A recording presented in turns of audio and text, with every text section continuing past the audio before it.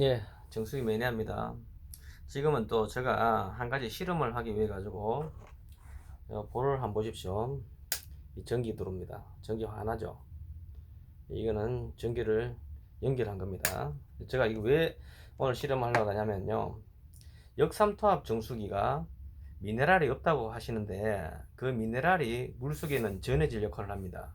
가정용 음료수용으로 만들어진 역삼투압 정수기가 과연 전기가 제대로 흘러서 이 등불을 밝힐 수 있는지 없는지 그거를 제가 보여드리기 위해서 오늘 영상을 준비했습니다. 보시면은 제가 디아가 플라스틱 디아죠. 그리고 제가 물을 한번 받아 볼게요. 자, 이렇게 아주 작은 양의 물이 나올 거예요. 금방 안 나오죠. 네, 쫄쫄쫄 나오죠.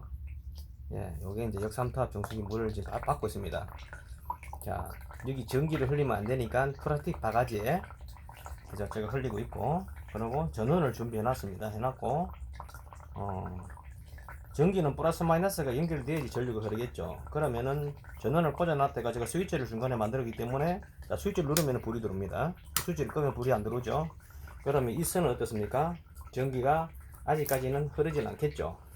자, 흐른다면은 스파크가 켜야 됩니다. 안 켜죠. 예, 스위치를 꺼놨으니까. 자, 여기에, 자, 제가 여기에 담겠습니다.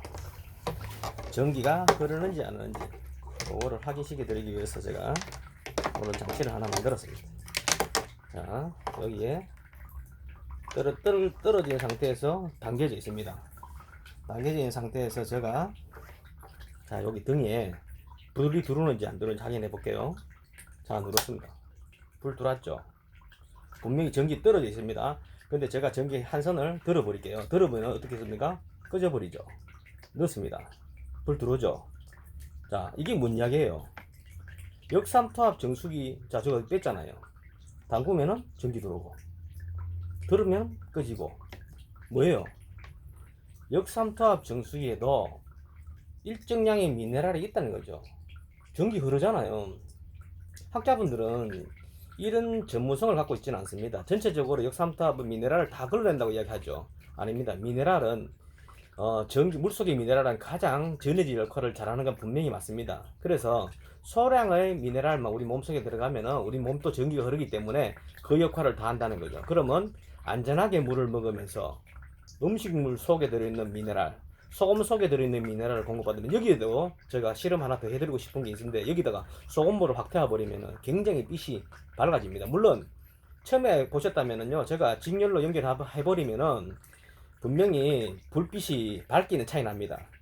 직렬로 바로 연결해보면 이 역삼투압이니까 미네랄 함량이 적으니까 불이 밝기가 밝지 않는 거예요.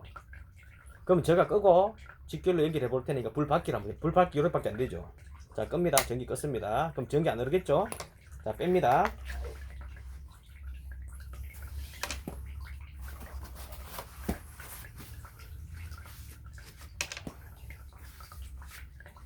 자, 테이프로 테이핑을 합니다. 지금은 전기 안 흐르겠죠? 자, 전기는 뭐예요? 플러스 마이너스 전기가 있어야지만 전기가 흐릅니다. 그럼 지금은 제가 아무리 맨손으로 만져도 전기는 흐르지 않는다는 거예요. 자, 요렇게 테이핑을 하고요. 자, 태핑을 해놨습니다. 하고 제가 이제 바로 연결했으니까 한번 볼게요. 굉장히 밝죠? 뭐예요? 물속에 미네랄이 풍부하게 많으니까 전해질 역할을 제대로 하는 길이 밝은 거예요. 그럼 아까는 어떻습니까? 희미했죠? 그 차이라 보시면 됩니다. 그래서 역삼투압 정수기는 유해 화학 물질을 완벽하게 잡아주면서 미네랄 함량은 적지만 내 집의 환경에 따라 가지고 써야 될 때는 써야 된다는 거예요. 낙단광물에 원수로 들어와서 어떤 화학물질이 들을지도 모르고 불안한데 거기에 어떤 필터를 써야 되겠습니까? 안전한 필터를 써야 됩니다. 하수구로 60% 물이 좀 버려지는 안타까운 현상이 생기더라도, 뭐죠? 건강을 위해서 먹어야 될 물이잖아요. 아, 그러면은 내 이 영상을 보고 생수 사 먹으면 되지, 이런 이야기 하시는 분들 계실 수도 있습니다. 그렇지만 분명히 아셔야 됩니다. 우리는 지하수를 드시면 안 됩니다.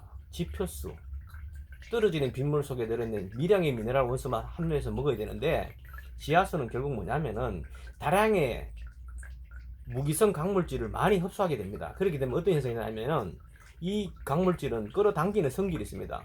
그러다니 생기는 있으면 결석이 왜 생깁니까?